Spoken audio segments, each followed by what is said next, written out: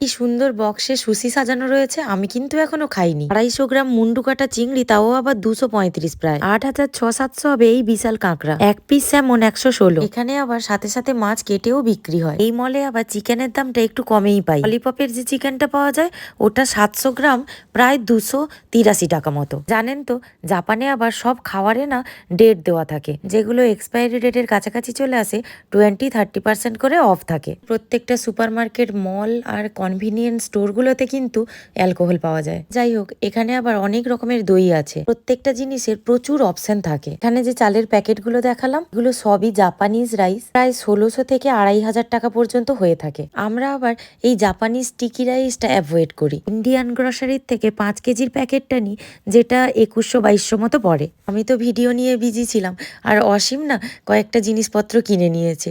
আসার সময় দেখি ফুজি আবার উঠেও গেছিল। আজকের ভিডিওতে আমি বেশ কিছু জিনিসের দাম দেখানোর চেষ্টা করলাম, আবার অনেক কিছু মিসও করে গেলাম। ভিডিও ভালো লাগলে কিন্তু অবশ্যই একটা কমেন্ট করবেন। গল্প করতে করতে আমরা আবার বাড়িতেও পৌঁছে গেলাম।